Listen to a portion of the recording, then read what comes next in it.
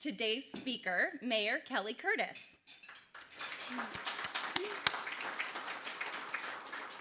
Mayor Curtis has been serving on the City Council since 2019. Prior to becoming a council member, Mayor Curtis served on the City of Kirkland Park Board, Houghton Community Council, and Kirkland Housing Strategy Advisory Group. Outside of her community involvement, Mayor Curtis created her own landscaping design firm, which has been recognized for her work in the industry. Please join me in giving a warm welcome to Mayor Kelli Curtis.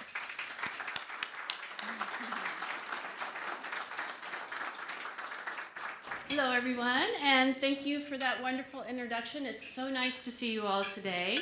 Thank you to the Chamber of Commerce for inviting me today to speak about the state of the city. And on behalf of the Kirkland City Council, thank you to all the businesses in the room and throughout Kirkland. Your goods and services are a part of the fabric of the amazing quality of life we all enjoy, and we are so appreciative that you're here. It is a happy coincidence, and you can tell by the green that I'm wearing, that I am an environmental horticulturalist, a former master gardener for 14 years, a lover of trees, and I get to come before you during Earth Month as we welcome the refreshing April spring showers. We could not decide whether we were talking about sunshine or spring showers, but you guys know what we've seen the last week.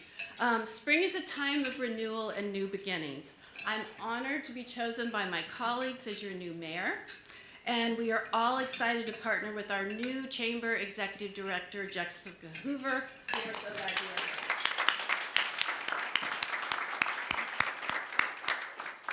This month is a chance to reflect on our impact on the earth that sustains us, to be grateful for the abundance we have around us, and to rededicate ourselves to the bold actions necessary to protect our community and the planet, both for today and tomorrow.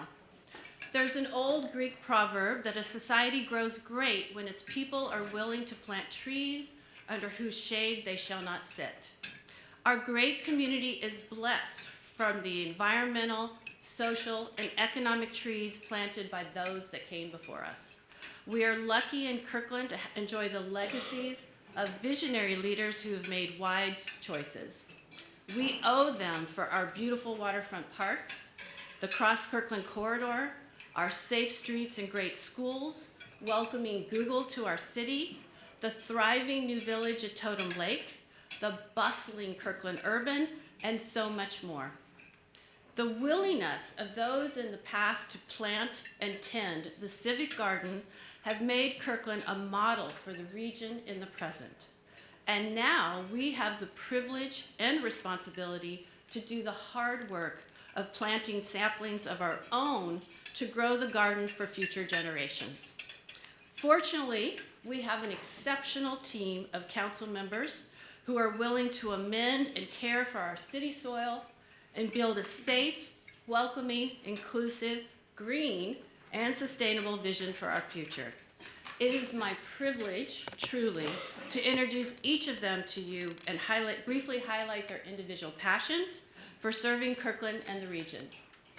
Deputy Mayor Jay Arnold is an acknowledged regional expert on transportation, planning, and environmental sustainability. He serves as chair of the Eastside Transportation Partnership, co-chair of the East Rail Regional Advisory Council, serves on the King County Cities Climate Collaborative, K4C, and was appointed by the governor to the State Building Code Council. He leaves no stone unturned to advocate for Kirkland's interests. Councilmember Neil Black is a passionate environmental advocate who is both an attorney and an engineer. He is the new chair of our state legislative work group and Kirkland's principal assembly member on the Regional Crisis Response Agency. He also sits on the King County Cities Climate Collaborative, is a representative of the East Side Transportation Partnership, a member of the Regional Transit Committee, and is vice chair of the Regional Law, Safety, and Justice Committee. As you could tell, Councilmember Black has his finger in many pots. Councilmember Amy Falcone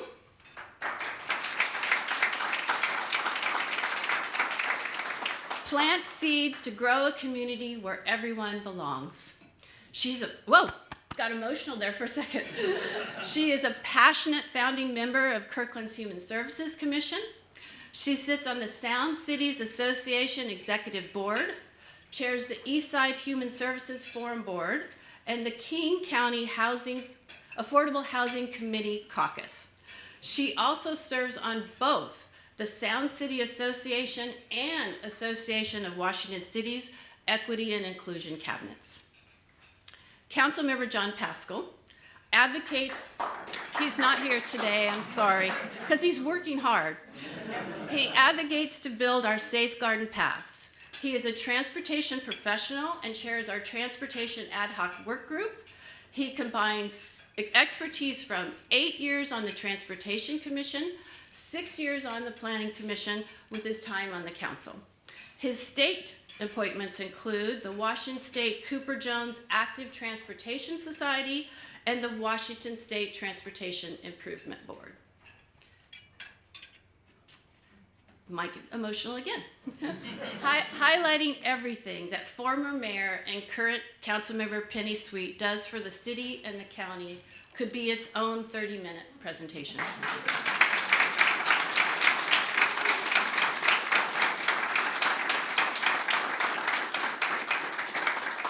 She is a recognized and respected regional leader in water supply, water quality, solid waste, and community safety, as well as serving on the executive board of HopeLink.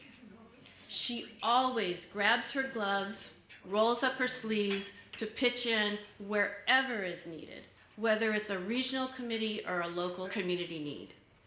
And our newest member, Councilmember John Tim Chisholm,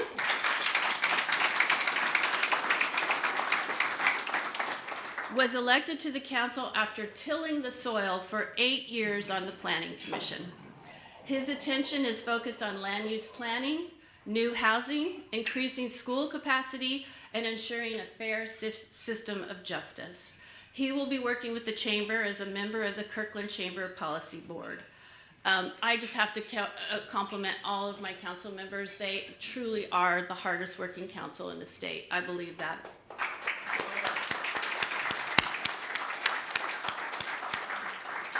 Last year, then Mayor Penny Sweet told the chamber that the city was prepared.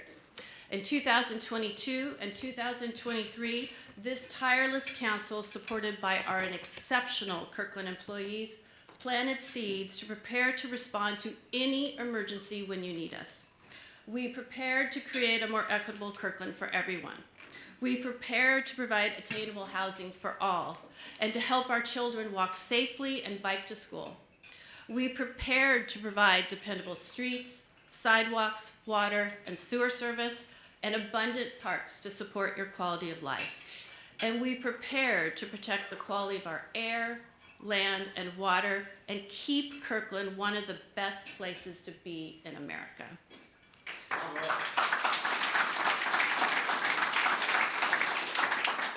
We did all this to keep growing a community that is uniquely Kirkland. A Kirkland with people-centered spaces, no matter who you are, what you do, or why you are here, this is the place you want to be. And today, in 2024, we are seeing the fruits of our labor. Today, the state of the city is flourishing. Our businesses are flourishing. Google houses thousands of high-tech jobs at both Kirkland Urban and the 6th Street South. Amazon's Project Kuiper facility in North Totem Lake is now manufacturing over 3,000 low Earth orbit satellites that will revolutionize the internet by 2026.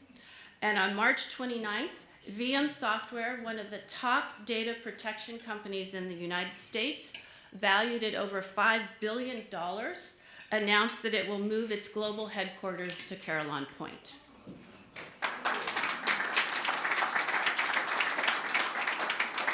Throughout 2003, the number of business licenses in Kirkland have risen from 12,587 to 13,901 and are still climbing. Many of these businesses have been attracted to Kirkland's two thriving centers of Kirkland Urban and Totem Lake. Kirkland continues to invest in small businesses through Shop Local Kirkland, Startup 425, and more. Over the past few weeks, 40 aspiring entrepreneurs, I was waiting for the photo, attended City Sponsors Marketing and Pitch classes. And last week, we hosted our first ever pitch competition at the Kirkland Performance Center, where 19 of those startups vied for three 5,000 checks to help launch their business ideas. And Jim was our MC that night. And this very month, construction began on the first phase of reinvigorating our beloved downtown by investing $3.6 million in the Lake Street pedestrian scramble. When completed this year, one of Kirkland's signature downtown corridors will have new landscaping, new sidewalks, new traffic signals, and brand new stormwater infrastructure. And to continue to attract those who live, work, and shop downtown, it will create Kirkland's first ever all-cross intersection for pedestrian and bike safety. The scramble is just one of the first examples of many opportunities to enhance the safety, beauty, and vibrancy of our downtown. People-centered communities are flourishing.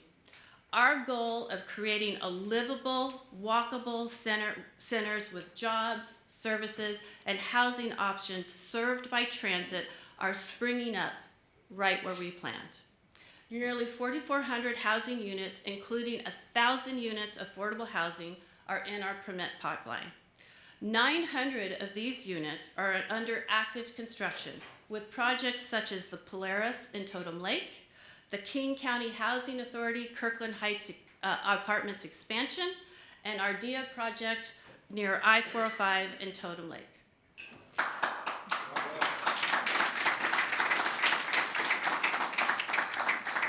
Kirkland in 2020 became one of the first cities to adopt missing middle housing codes. Since then, and Brenda has been making us come to panels over and over and over. Since then, 316 permits have been issued for accessory dwelling units, cottages, duplex, and triplexes around the city, and we see this upward trend continuing. This right-sized housing creates more attainable and affordable choices for our seniors, our students, and our workforce to live in Kirkland. Commercial and education options are flourishing. Over 600,000 square feet of new office space, 424,000 square feet of commercial space, and over 1 million square feet of institutional expansions for the Lake Washington Institute of Technology, Northwest University, and the Lake Washington School District are in some stage of permit review. Our parks and recreation programs are flourishing.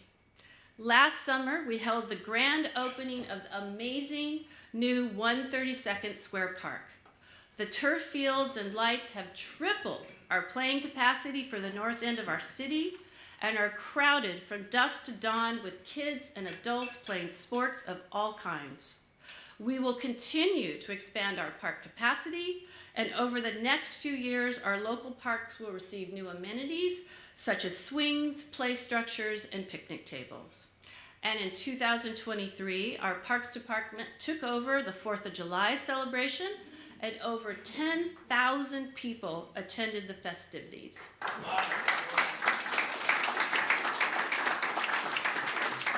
And not to leave anything light, next year is going to be even better. So, new park-sponsored community events like the Harvest Festival, the Lunar New Year, and the Day of the Dead are quickly becoming Kirkland traditions. Our pilot program for teen indoor and outdoor activities was a smashing success for households of young people, and the council has made these teen opportunities and teen mental health programs all permanent, anchored in a newly renovated Kirkland Teen Union building that will open in the fall of 2024.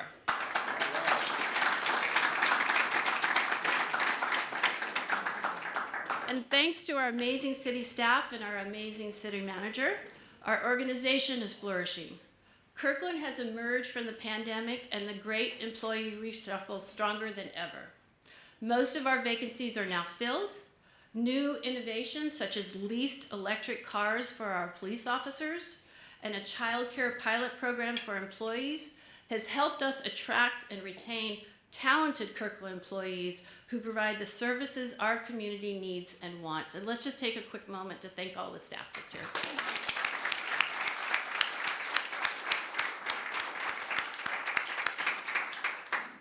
Kirkland is also keeping our community safe.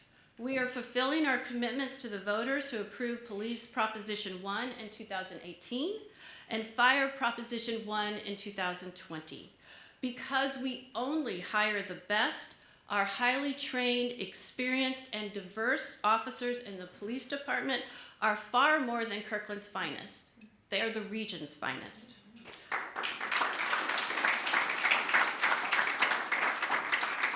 Our PROACT unit is solving property crimes, and just this year have arrested 2 organized theft rings, one targeting retail businesses, the other targeting the East Side's Asian populations.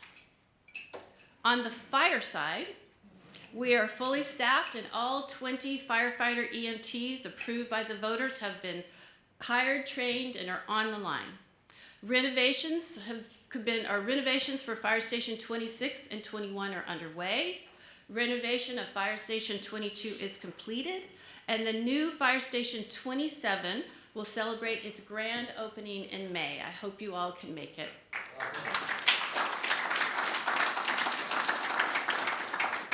And we are doing all of this while balancing our budgets and living within our means.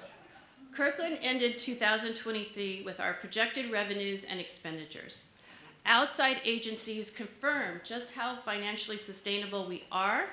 Earlier this year, the city once again received a clean audit from the state auditor's office. The city's strong internal controls have prevented any audit findings over the last 16 years. And just this month, I thought I'd get clapped for that one, but it's like, it's not exciting, but it's super important, guys. And just this month, both Standard & Poor's and Moody's reaffirmed Kirkland's AAA credit rating. There you go. Both cited Kirkland's sound financial planning and disciplined budgets as key reasons. One agency applauded that Kirkland has a very high reserve balances when compared with its peers and strong management with good financial policies and practices. Standard & Poor's rated us higher than the U.S. government.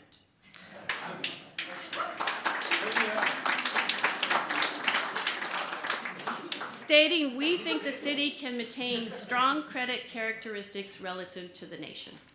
That's no easy feat.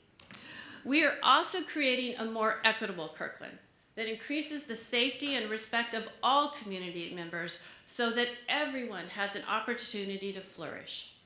We made our highest ever contributions to human services grants, record-setting investments in affordable housing, and added a new homeless outreach coordinator to help those who need it the most.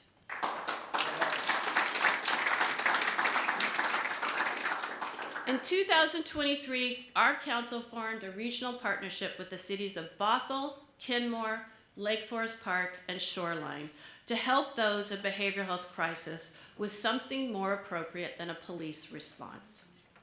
The Regional Crisis Response Agency, affectionately known as RACER, is an award-winning new model of public safety response, and we will celebrate our first year of operation in June of 2024.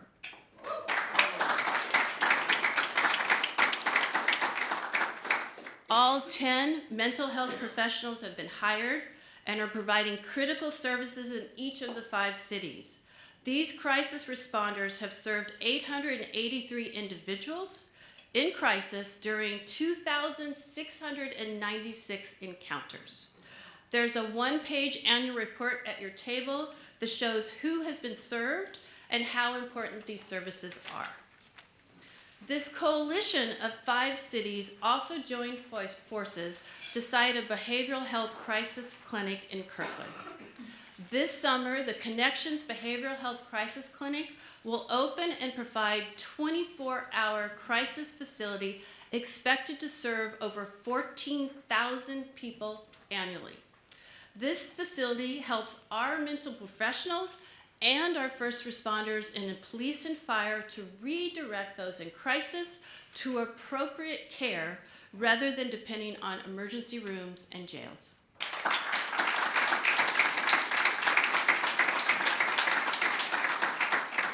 Our transportation infrastructure is flourishing.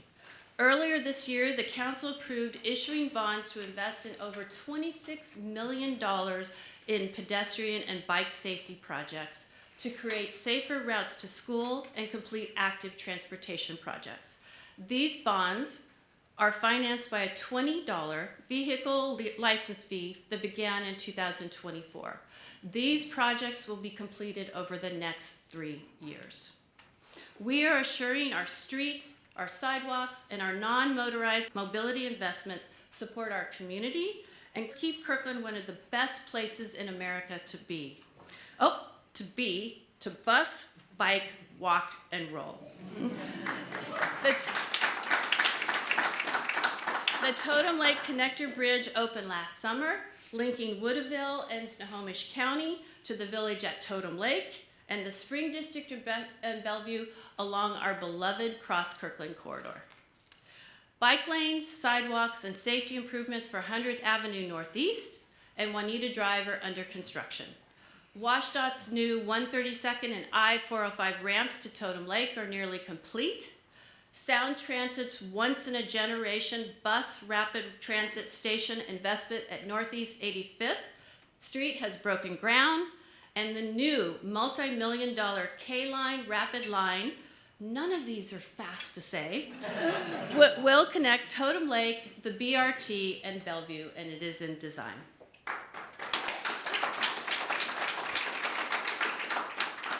Despite all of this good news, there are parts of our community that are not yet flourishing and need cultivating. While the city has much to be proud of with the thousands of new units underway, available housing for Kirkland residents of all ages, abilities, and incomes remains out of reach. We cannot be a complete community if only some can afford to be part of it.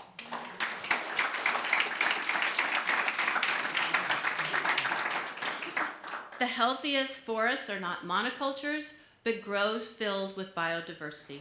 Like plants, humans depend on each other to prosper. We must create opportunities for our baristas, our artists, our carpenters, and our teachers to live where they work. Kirkland must redouble our efforts at the local, regional, and state level to create more housing.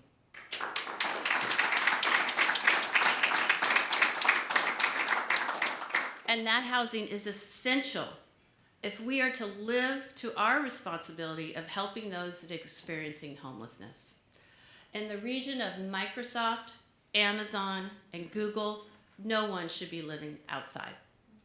Later this month, the council will take up a resolution setting forth our person-centered framework to combat this generational challenge and find safe shelter for everyone. In the meantime, if you see someone who is unhoused and needs support, you can share that information with our new Homeless Assistance and Response Team, known as HEART. HEART is a highly trained, compassionate, and caring interdepartmental team from parks, public works, police, planning and building, our mental health professionals, and our municipal court. A HEART team member will contact the person and help connect them to the resources they need. HEART can be activated through our Kirkland portal or by calling the police non-emergency line. Each of you at your table has an overview of the HEART team and how it works. You can find more about HEART on our webpage at kirklandwa.gov/homelessness. Likewise, we must continue to help those struggling to meet their basic needs of food, clothing, housing, and health care. In our current budget, we made the highest ever contributions to human services grants and record-setting investments in affordable housing. Yet the need continues despite those resources. Requests for human services funding this year will more likely double than the revenues available. We will do what we can, but government cannot do this alone. We will need our most successful companies to help. We must also cultivate a new strategy to build the Northeast 85th Street Station Area Plan to life. The city spent years zoning the land around the new bus rapid transit station on 405 to achieve a thriving, new walkable district with high-tech and family wage jobs, plentiful affordable housing, sustainable buildings, park amenities, and commercial and retail services linked by transit. But just after the plan was adopted, the technology sector stalled, and Google canceled their new campus on Rose Hill. The city will be seeking new ways to attract businesses and housing to the new transit zone to catalyze that area and make that vision a reality.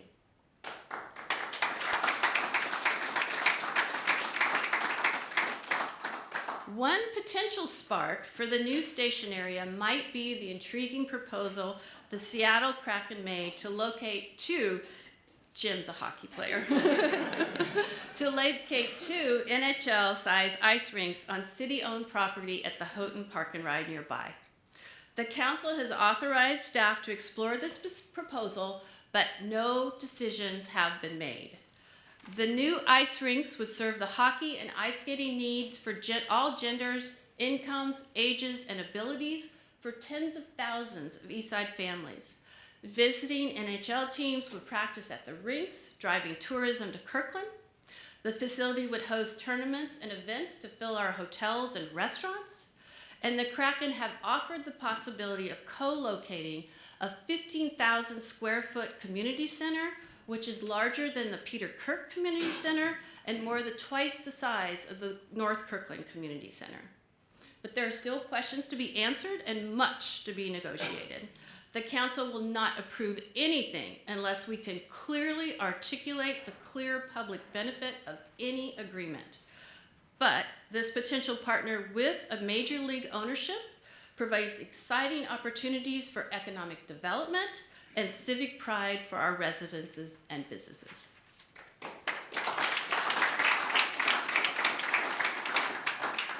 Finally, our work is never finished as we protect the quality of our air, land, and water through the next rounds of actions identified in our Sustainability Strategic Plan.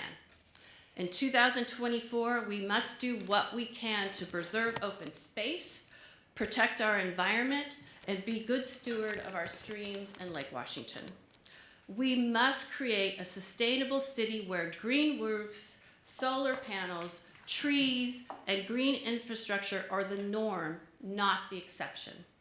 We will need the understanding, innovation, and the support of the private sector to succeed in these efforts. Together, we can look beyond short-term costs to long-term savings, and most importantly, to combat climate change and care for the only planet we have. Each of these efforts that I've outlined and much more will be captured in our 2044 Comprehensive Plan update that sets the course for our city for the next 20 years. I encourage all of you to engage in that process now.